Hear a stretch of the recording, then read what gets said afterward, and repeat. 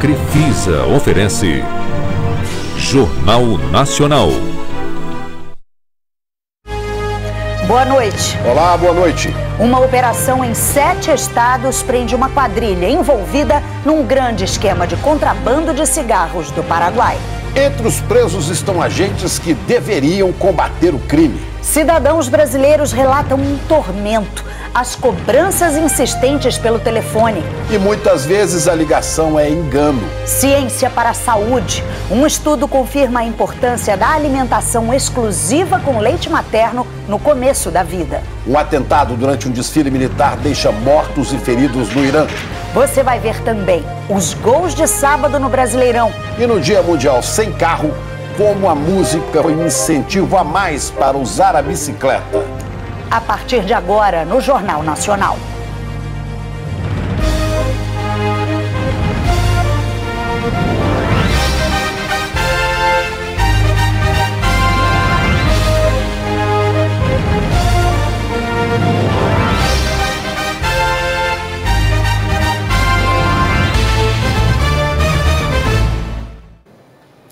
Uma operação em vários estados prendeu hoje 12 agentes da área da segurança que deveriam combater um tipo de crime que gera muitos prejuízos: o contrabando de cigarros. Estava tudo pronto para a cerimônia de casamento num hotel de luxo em Maceió, mas a Polícia Federal acabou com a festa. O noivo foi preso. Ângelo Guimarães Ballerini é considerado o chefe de uma quadrilha que atuava no contrabando entre o Paraguai e o Brasil. Um carro de luxo, um barco e mais de R$300 mil foram apreendidos. Ângelo tinha uma casa às margens do Rio Paraná, de onde era possível navegar direto para o Paraguai. A polícia descobriu que a quadrilha agia em parceria com facções criminosas que agem dentro e fora dos presídios, fornecendo a rota por onde passavam os caminhões com contrabando do Paraguai para o Brasil. Era uma espécie de transportadora do crime. Entre os investigados, 6 policiais rodoviários federais, 4 PMs e 2 policiais civis, entre eles um que morava nessa mansão. As corregedorias das 3 polícias também participaram da investigação. Nós fizemos nosso papel que é devido, que é cortar na própria carne, né, para fazer com que realmente a regra e a disciplina seja mantida e muito principalmente para dar uma resposta à sociedade. A quadrilha tinha ramificações que saíam de Mato Grosso do Sul para São Paulo, Paraná, Minas Gerais, Rio de Janeiro, Goiás e Alagoas. Eles tinham esse potencial logístico de bater a estrada, de infelizmente ter policiais cooptados, participando e beneficiando essa estrutura criminosa. No ano passado, no Brasil, foram apreendidos 60 milhões de maços de cigarros contrabandeados do Paraguai. Um prejuízo estimado em 5 bilhões de reais em impostos que deixaram de ser pagos. 25% das apreensões que são efetuadas no Brasil ocorrem dentro do Mato Grosso do Sul, né? O que mostra a questão estratégica para o país de cuidar dessas fronteiras, principalmente dentro do estado. A partir de amanhã, usuários de celulares que não são certificados pela Anatel ou de aparelhos roubados vão receber mensagens de alerta sobre o bloqueio das linhas. O aviso é para o Rio de Janeiro, Espírito Santo, Mato Grosso do Sul, Tocantins, Acre, Rondônia e para toda a região sul.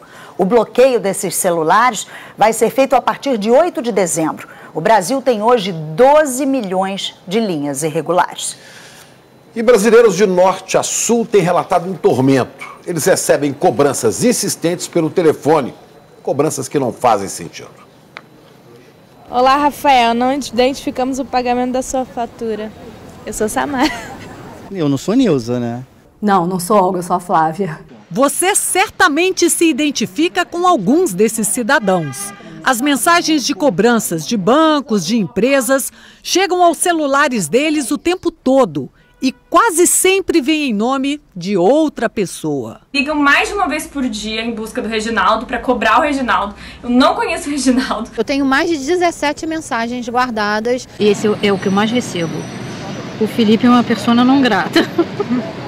As cobranças chegam por SMS ou por ligações e ninguém sabe como seu número particular ficou vinculado ao nome de outra pessoa. As chamadas são de várias partes do Brasil e não adianta você dizer que não é aquele devedor.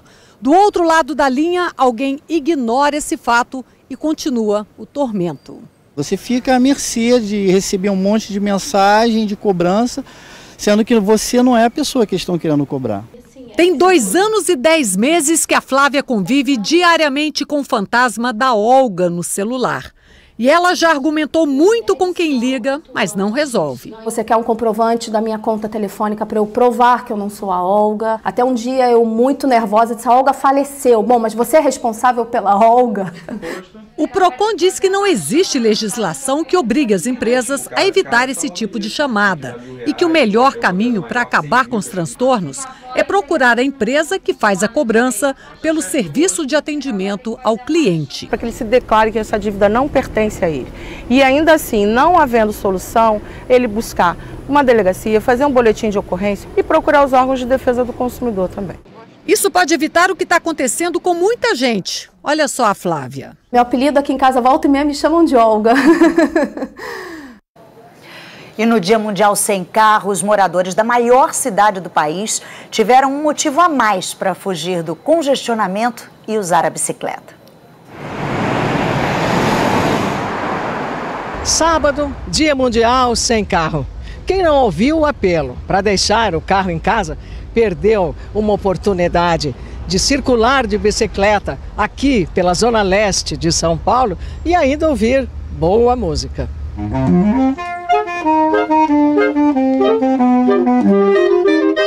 Para chegar nesta praça e se encantar com o chorinho de Ernesto Nazaré, os ciclistas atravessaram momentos difíceis. Subida logo de cara não vale. O esforço vale a pena para ouvir estes músicos profissionais que trabalham nas orquestras sinfônicas de São Paulo. Unir pedal com música, ainda mais música clássica, foi uma excelente ideia, adorei. Sensacional, movimento de bicicleta, todo mundo junto, música, tudo junto. O passeio fica até menor até a distância, né? Não parece que é tão longa assim, né? A travessia continua. Praças, ladeiras, até uma nova estação de músicos. Diane é musicista, toca oboé, o instrumento que dá a nota para a afinação de toda a orquestra. Foi ela quem teve a ideia de afinar músicos e ciclistas e juntar música com bicicleta. A preocupação era trazer mais pessoas para música clássica, música instrumental. E daí a ideia era colocar música em vários pontos de um bairro. Um amigo meu falou assim: que legal, vou de bicicleta para poder assistir todos os concertos. Eu falei: nossa, que legal, vamos chamar os ciclistas então para participar desse dia? Seria bom se tivesse um desse por mês, assim, pra gente fazer, aproveitar, explorar a cidade. Tem tão pouca opção de música boa, gratuita, assim. Se as subidas da ida foram difíceis, as ladeiras da volta, depois de 13 quilômetros de percurso, foram só alegria. A gente está pedalando esse dia lindo, é tudo perfeito.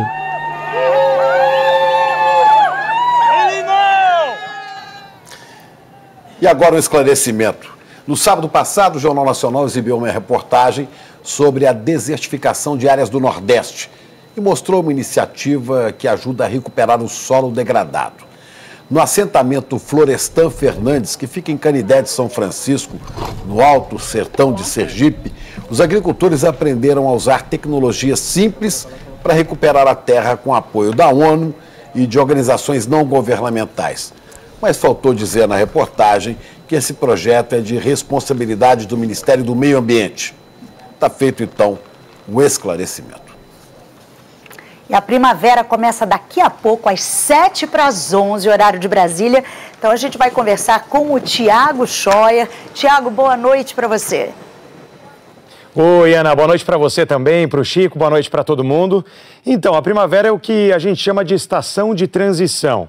Nós saímos de um período que é o inverno, né, frio, e começa aí uma caminhada para o período mais quente do ano, o verão. Então, daqui a pouco, 10h53 da noite, começa a primavera marcada aí pelo equinócio. O que é o equinócio? É o momento em que o eixo de rotação da Terra fica perpendicular, reto assim, ó, e aí em relação aos raios solares. Isso aí, né, nesse período, aí o dia dia e a noite acabam tendo a mesma duração nos dois hemisférios da Terra. E aí, como é que vai ser a nova estação pelo Brasil? No sul, deve chover então mais que o normal e as temperaturas vão ficar ali dentro da média para a época. Já no sudeste vai ser mais quente que o normal, deve chover um pouquinho abaixo da média e aí atenção para os reservatórios, o nível deles deve continuar baixo também. Enquanto isso, as pancadas de chuva devem voltar para o centro-oeste, os agricultores, claro, comemoram isso e aí vai fazer também mais calor do que o normal nessa estação por lá. Na região norte todinha, primavera vai ter aí temperaturas dentro da média. Na parte sul da região norte vai ter mais chuva do que o normal e na parte norte menos chuva que o normal. No nordeste vai continuar chovendo pouco, é comum agora, só no Maranhão é que as temperaturas vão ficar dentro da média. No restante dos estados, temperaturas acima da média, ou seja, calorão, Ana Luísa e Chico. E como é que vai ficar amanhã, Tiago, no primeiro dia da primavera, hein? Pois é, primeiro dia da primavera, tem sol, como foi hoje, em boa parte do Brasil, muita roupa no varal na faixa em amarelo, pega aqui o Pará, invade o interior do Nordeste, desce por Minas Gerais e vai até Santa Catarina. Tempo firme amanhã, então, em Colinas, no Maranhão, Anchieta, no Espírito Santo e em Canoinha, Santa Catarina. Lembrando, Colinas, 38 de máxima. E vai ter se vira nos 30 também em Curitiba, São Paulo e Rio de Janeiro, que chega aos 35 graus. E a primavera vai começar, atenção, com temporais lá no sul gaúcho. Nessa faixa aqui em laranja, pode ter chuva forte, raios e rajadas de vento amanhã. Nas faixas em amarelo, como norte gaúcho, pegando parte aqui, de Mato Grosso, também Rondônia, invadindo ali Amazonas e Acre, também deve chegar essa chuva. Agora, em Belém e Cuiabá, pancadas de chuva mais à tarde e Porto Alegre está na rota dos temporais, 29 temporais que devem chegar mais à tarde. Boa primavera para todo mundo, para vocês também. Bom domingo, Ana e Chico. Para você também, Tiago, primavera chegando com cara de verão, hein? Tchau, bom domingo. Obrigado, Tiago. Por falar em tempo, a gente fala agora de um tornado que deixou 30 feridos no Canadá. Os ventos de 200 km por hora arrastaram carros, arrancaram árvores e telhados. Centenas de edifícios ficaram destruídos.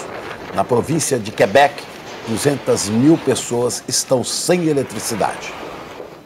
O naufrágio de uma balsa na Tanzânia já deixou mais de 200 mortos. A embarcação afundou ontem no Lago Vitória, o maior da África. Hoje, um homem foi encontrado com vida numa bolha de ar dentro da balsa. 41 pessoas sobreviveram e quase 100 ainda estão desaparecidas. E o Papa Francisco chegou hoje à Lituânia, a primeira parada de uma viagem pelos países bálticos. Até terça-feira, ele também vai visitar a Letônia e a Estônia. No discurso, o Papa disse que os fiéis precisam promover a tolerância e a solidariedade numa Europa dividida.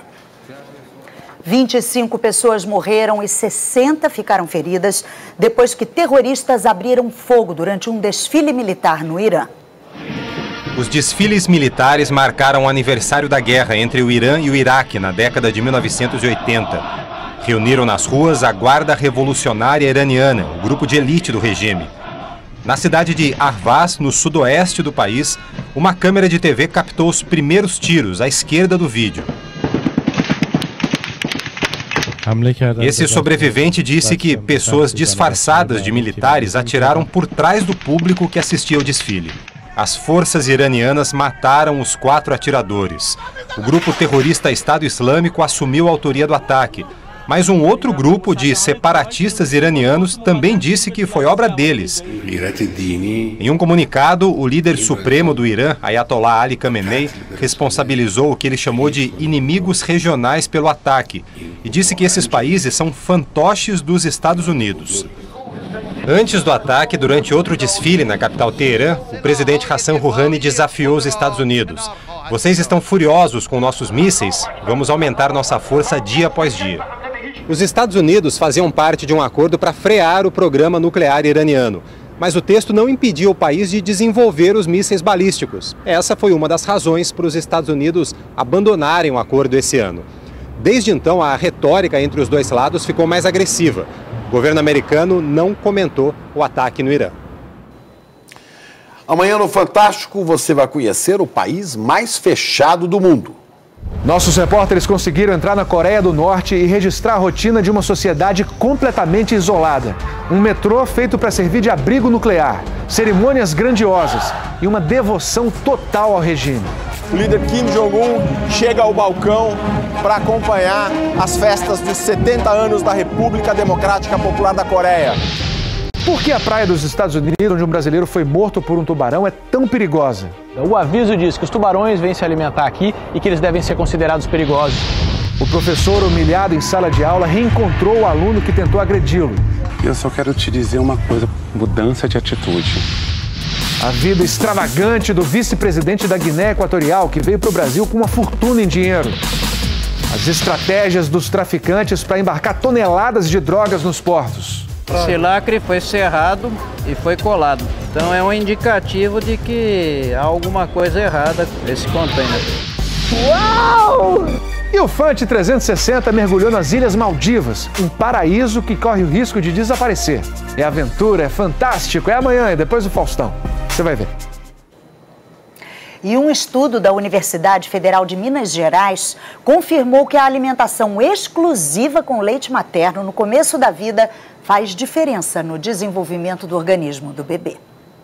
Miguel ainda está aprendendo a mamar. E se depender da mãe, esse contato e esse carinho vão durar muito tempo. Até 1 ano, pelo menos. Eu quero tentar ver se eu consigo. Que o leite materno é importante, todo mundo sabe. Mas no Brasil, só 41% das crianças são amamentadas exclusivamente com leite materno até os 6 meses, como a Organização Mundial da Saúde recomenda. Agora, a ciência revelou mais um motivo para as mães amamentarem. Pesquisadores da Universidade Federal de Minas descobriram que o desenvolvimento do fígado está diretamente ligado ao consumo de leite materno nos primeiros meses de vida. O fígado como se fosse o berço de todas as suas células de defesa que vão funcionar em você a vida inteira. Nesse momento inicial da vida, onde o fígado está ainda amadurecendo, o leite materno é um alimento que já vem pronto da mãe para o filho. É como se a mãe poupasse o filho de precisar exercer funções de digestão, porque ela já fez esse papel para ele através do leite materno. Nós percebemos com a pesquisa que se nós adiantarmos esse desmame, drásticas mudanças acontecem no fígado. A pesquisa foi feita em camundongos. Os que se alimentaram só de leite materno não tiveram alteração no metabolismo. Os que receberam outros alimentos no começo da vida, além de alteração no metabolismo, tiveram mais chance de reduzir a imunidade e sofreram mudanças genéticas. Isso pode, por exemplo, ser a chave para explicar por que doenças que podem envolver alergias alimentares, câncer, fibrose hepática, doenças hepáticas gordurosas, por exemplo, podem acometer uns adultos e outros não. A partir dos resultados dessa pesquisa, os cientistas desenvolveram um teste simples, feito com uma amostra de sangue do bebê, que pode indicar se a criança já está preparada para receber outros tipos de alimento. O exame pode detectar células de defesa que só estão presentes no nosso corpo durante os primeiros meses. A mãe do Miguelzinho, que acabou de nascer, garante que ele vai ter imunidade para a vida toda. Eu acho a amamentação super importante. Então só tem benefícios para o filho da gente, que é a pessoa que a gente mais ama, né? E que Brasil você quer para o futuro?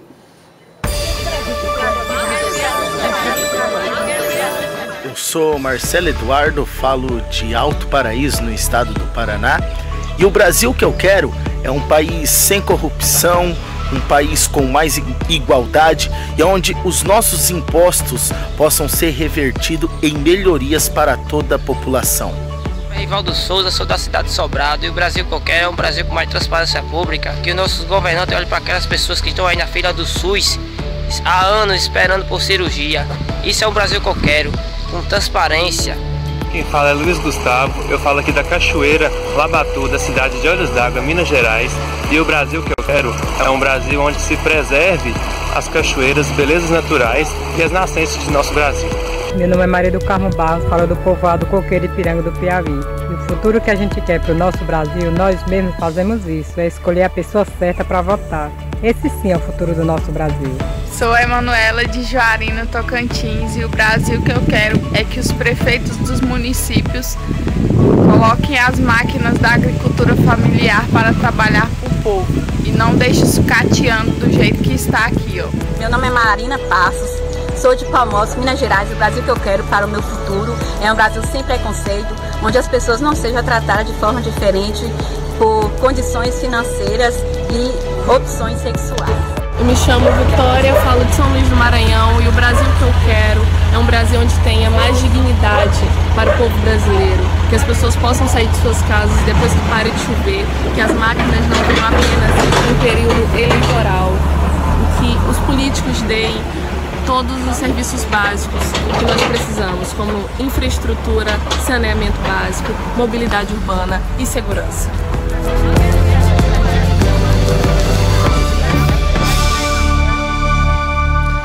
E todos os vídeos exibidos nos nossos telejornais você pode rever no Brasil que eu quero, no Globoplay, na página do JN e em g1.com.br/Brasil que eu quero, tudo junto.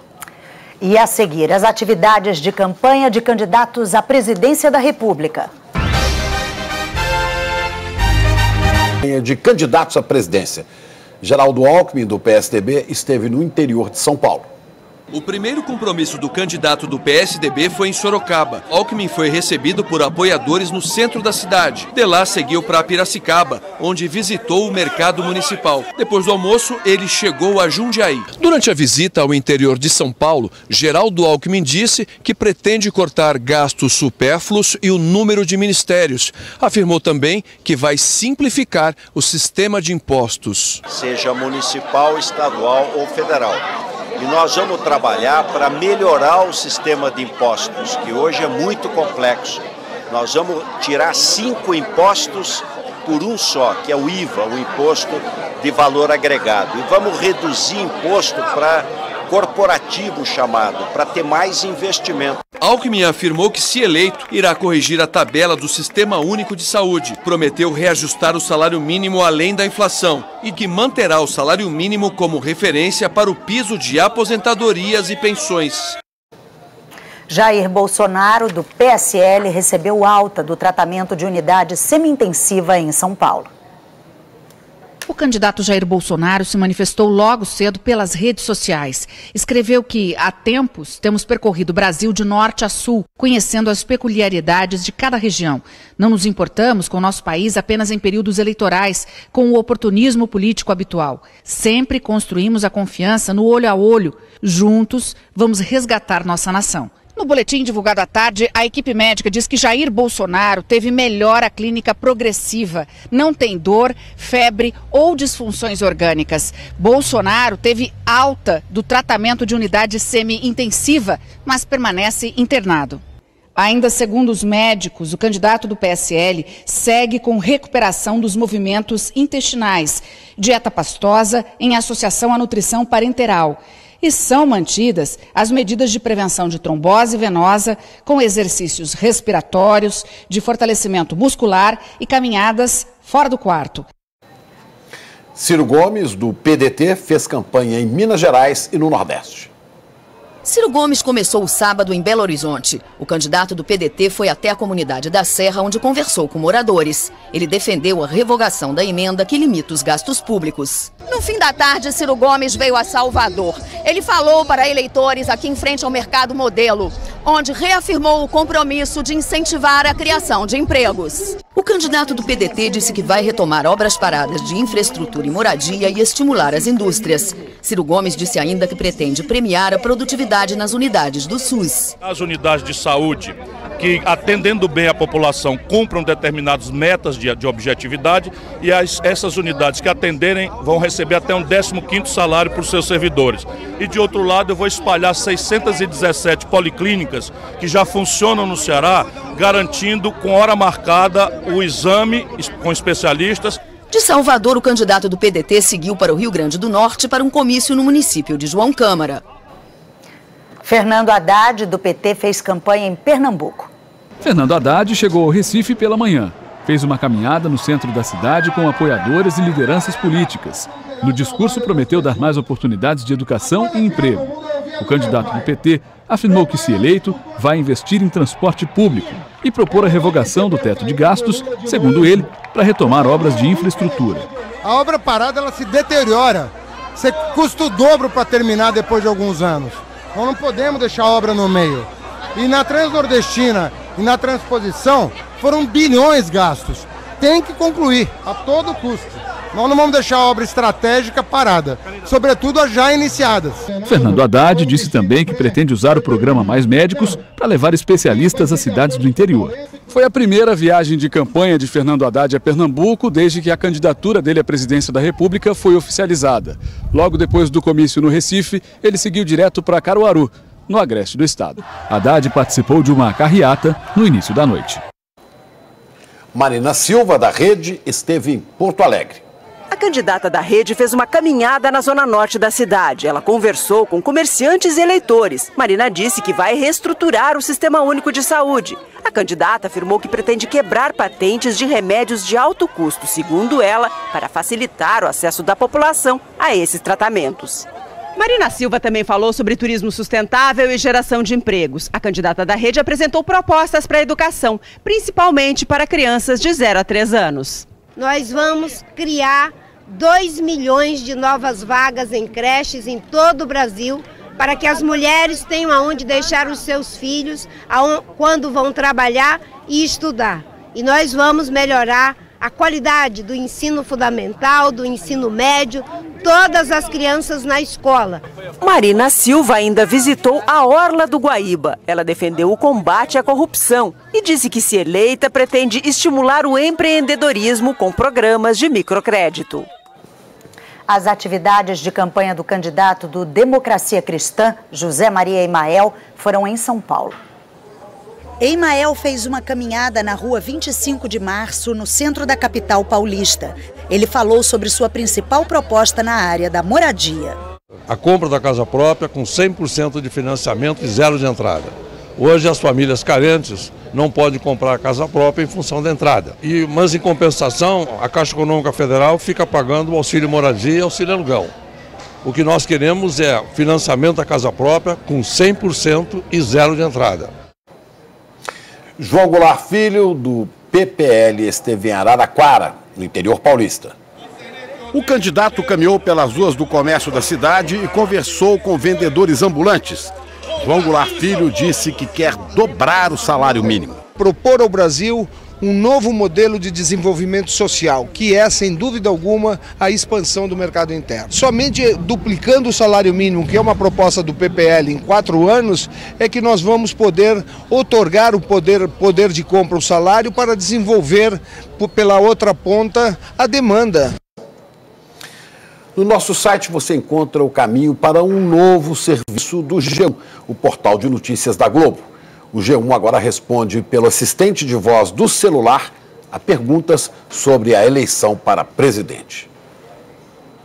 Agora o esporte. Seleção brasileira venceu a Eslovênia e garantiu a vaga na próxima fase do Mundial de Vôlei. Eslovênia campeã, cantava esse torcedor otimista, segurando o troféu do Campeonato Mundial. Porque apesar de essa ser a primeira participação da Eslovênia nessa competição, eles tinham mesmo jogadores perigosos. Mas ao longo da partida, aquele torcedor foi ficando desanimado. Do outro lado da quadra estava o Brasil, de Isaac, que sacou a 118 km por hora.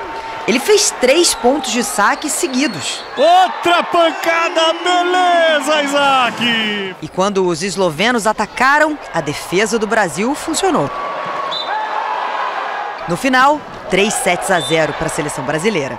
A vitória classificou a seleção brasileira para a terceira fase do Mundial, que também é de grupos, com uma rodada de antecedência. Amanhã ainda enfrenta a Bélgica em uma partida que é, sim, muito importante para o Brasil. Jogar, vencer, partir para dentro, melhorar em cada fundamento, não pode ser diferente, ainda mais dentro de uma competição tão importante como é o Mundial.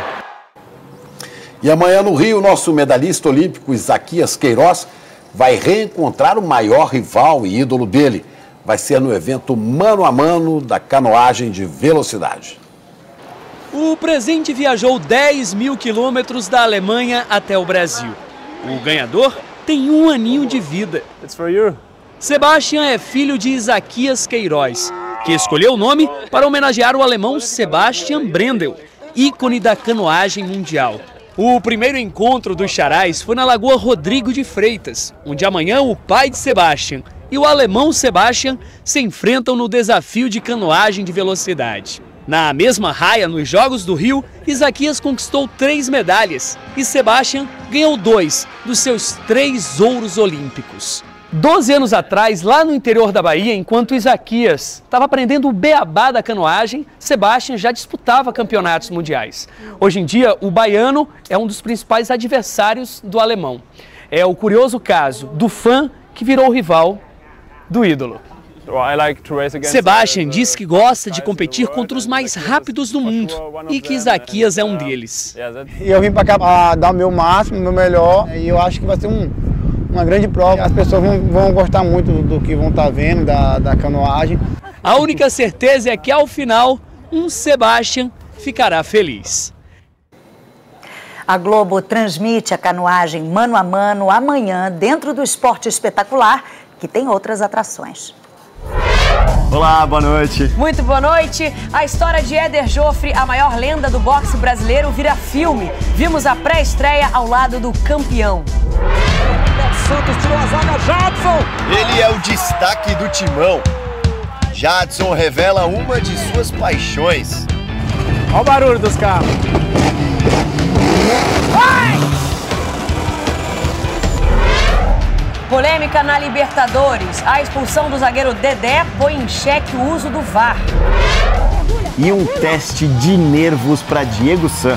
Isso não é briga de rua, não! Isso é karatê! O repórter karateca encara um duro desafio no caminho ao sonho olímpico. É amanhã, hein? Depois do Alto Esporte. Até lá. E o Projeto Social do Rio de Janeiro revelou o brasileiro que vai participar da luta principal do UFC Combate neste sábado. O apelido de Thiago Santos no MMA é Marreta. E não é à toa. São 18 vitórias na carreira, 12 por nocaute. Mas fora do octógono, essa cara de mal aí, ó, desaparece. Ele mantém um projeto social no bairro em que cresceu, a Cidade de Deus, numa das comunidades mais pobres e violentas do Rio de Janeiro. Foi graças a um programa desse que o Thiago teve o primeiro contato com as artes marciais. A gente vem de uma família carente, né? Meu pai era motorista de caminhão, minha mãe fazia bico de doméstica, a gente se virava nos 30, né? O Thiago começou a lutar MMA profissionalmente em 2010. Hoje vive a melhor fase da carreira. Venceu 5 dos últimos 6 combates. E pela primeira vez na carreira, ele vai fazer a luta principal da noite num evento do UFC. O adversário será o americano Eric Anders. O resultado positivo na luta desse sábado pode deixá-lo perto de uma disputa de cinturão do UFC. Tenho vários sonhos, vários objetivos na minha vida e com certeza ser campeão do UFC é um deles. A Globo exibe as principais lutas do UFC Combate nesta madrugada, logo depois do 01. Veja a seguir os gols de sábado pelo Brasileirão. Os encontros emocionantes no Dia Nacional do Atleta Paralímpico.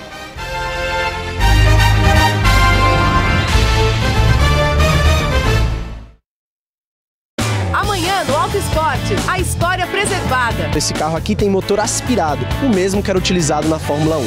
Golpe na internet. A gente vendendo de tudo, inclusive mercadoria que não existe. Jacarezinho, garrafa, sanfona e joelho. São diversos tipos de macaco. E aí na hora de usar o macaco, não deu certo. Inovações para navegar. É coisa que você vê nos carros esportivos mais modernos. Domingo, o Alto Esporte começa às 9h25. Quinzenalmente, a gente tem um roteiro de estudos. Os professores vão adorar esse programa do Futura. Destino Educação. Ótimos exemplos. E também folha diário Poró. Gente, como é que eu não sabia que tinha tanto programa bom no Futura Play? Mas e como foi proclamar a independência? Amei esse episódio do Canal da História. Vamos arrasar na prova. O Futura está onde você estiver. Descubra o seu. Futura e Votorantim. Educação em todas as telas. Beto acredita que seu filho com Luzia está vivo. Quando a gente estava no Boiporã, Luzia engravidou de mim. Chegou a ter o filho, mas ela achou que tinha nascido morto. Só que agora parece que tá vivo sim essa criança. E vai ter uma grande surpresa ao tentar encontrar a mulher que fez o parto da criança. Falaram que foi ataque do coração, mas não foi não. Foi aquela mulher, aquela diaba que matou Januária. Então a senhora tá dizendo pra mim que Laureta mandou matar Januária, é isso? Daqui a pouco, Segundo Sol. Futebol 2018, oferecimento Vivo, experimente a velocidade 4.5G. Skol Hops, a Skol com lúpulo arredondante. Mio Relax, 3 ativos, a dor para, você conquista. Chevrolet Cruze, você na direção da mudança. Rexona, protege o dia todo como nenhum outro. E Itaú, é você que atualiza o Itaú.